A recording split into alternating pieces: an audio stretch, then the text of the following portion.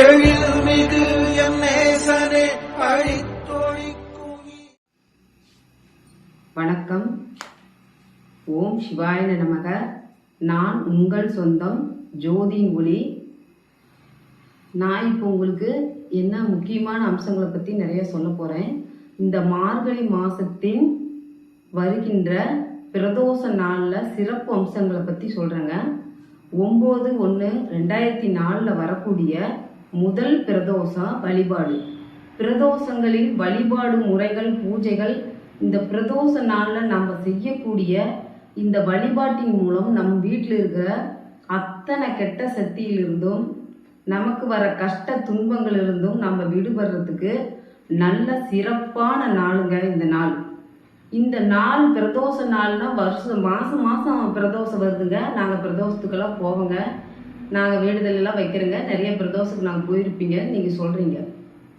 ஆனால் இந்த மார்கழி மாதத்தில் வரக்கூடிய இந்த பிரதோஷம், முதல் பிரதோஷத்துக்கு என்னங்க அவ்வளோ ஒரு சிறப்பான அம்சங்கள்னா நிறைய அம்சங்கள் இருக்குங்க. சொல்லணும்னா சொல்லிக்கிட்டே போகலாம். ஆனால் அதில் முக்கியமாக நாம் தெரிஞ்சிக்க வேண்டிய முக்கியமான விஷயங்கள் என்னென்னா, இந்த வருகின்ற இந்த பிரதோஷத்தில் பிரம்ம முகூர்த்தத்தில் எழுந்து நாம் அந்த சிவனையும் நந்தீஸ்வரரையும் சண்டிகேஸ்வரரையும் வரவேற்பு கொடுக்கறதுக்கு காலையில் பிரம்ம முகூர்த்தத்தில் 4 மணிலேருந்து 5 மணிக்குள்ள நம்ம வீட்டு வாசல் நிலைவாசல் படியில் 2 அகல் தீபம் ஏற்றி வச்சு அவரை வரவேற்பு கொடுத்து நாம் வீட்டில் விளக்கு பொருத்தி நாம் முதல்ல சாமி கும்பிட்றோம்.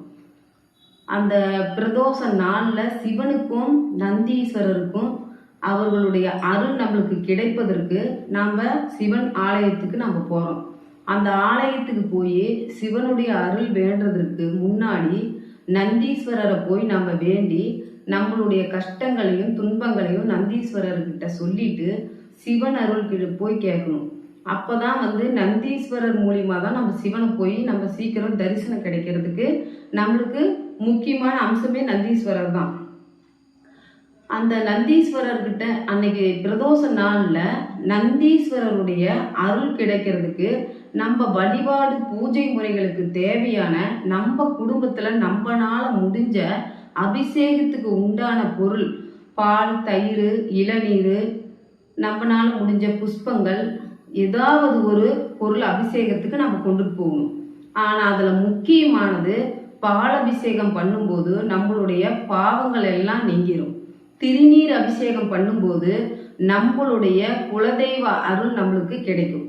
ஒவ்வொரு அபிஷேகத்துக்கும் ஒவ்வொரு பொருள் கொண்டு போய் சேர்க்கிறதுக்கும் அந்த சந்தீஸ்வரருக்கு செய்யக்கூடிய அந்த பூஜையில் நம்ம கலந்துக்கிறதுக்கும் மிக முக்கியமாக நம்மளுடைய கஷ்டங்கள் மட்டுமல்ல, நம்மளுடைய ஜென்ம பாவம் கர்மங்கள் எல்லாமே ஒதுங்கும். அப்படி நம்மனால முடிஞ்ச அந்த பொருள்களை கொண்டுட்டு போய் பிரதோஷ நாளில் நம்ம வழிபடும் போது நம்ம குடும்பத்தில் இருக்கிற எல்லா கஷ்டங்களும் நீங்கி நம்மளுக்கு சௌபாகியத்தை கொடுக்குது. சரிங்க, முக்கியமான அம்சம் நம்ம கொண்ட புஷ்பங்களை கொண்டுட்டு போறோங்கிறோம். புஷ்பங்களுக்கு மேல வில்வ இலையில அர்ச்சனை பண்ணும்போது நம்மளுடைய எல்லா வேண்டுதலும் நிறைவேறப்படுது. வில்வ இலை கிடைச்சி அதில் அர்ச்சனை பண்ணுறது ரொம்ப கஷ்டங்க.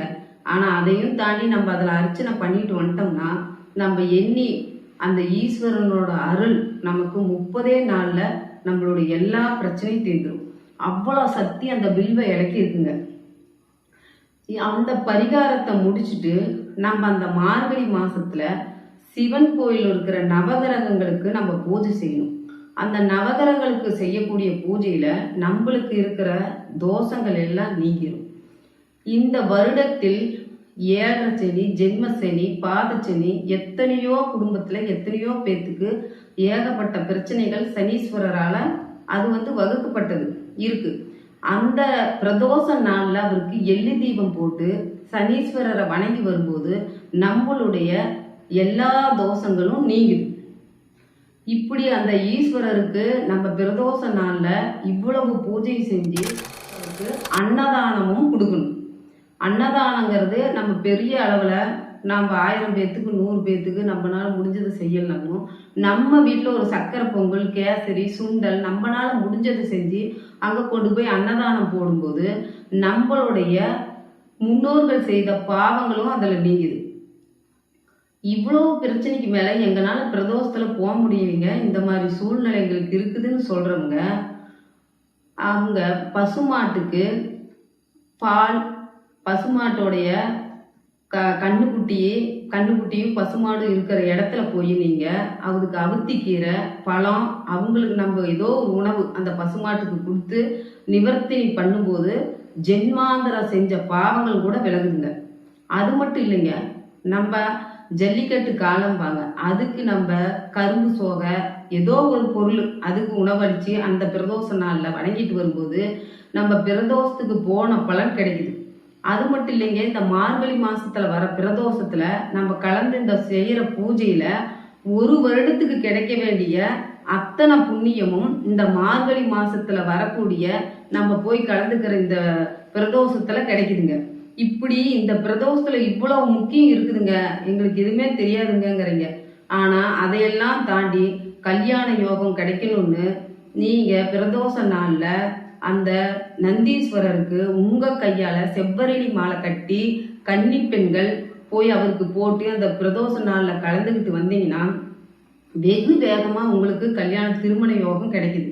இப்படிப்பட்ட இந்த பிரதோஷத்தை யாரும் நீங்க தவற விடாம இந்த நல்ல நாள்ல நீங்க சிறப்பான பூஜையை செஞ்சு இந்த பிரதோஷத்துல கலந்துக்கிட்டு எல்லா மக்களும் எல்லா வளங்களும் கிடைக்க என்னுடைய சிவபெருமானின் வாழ்க வளமுடன் ஆசீர்வாதத்துடன் உங்களை வரவேற்கிறேன். நீங்க என சிவனை பத்தி நிறைய பேசணும், நீங்க சொல்லணும்னு இருக்கிறீங்க. இனி வர வீடியோல சிவபெருமானை பத்தி நிறைய விஷயங்கள் சொல்றேன். வாழ்க வளமுடன், வாழ்க வையகம், வாழ்க வளமுடன்.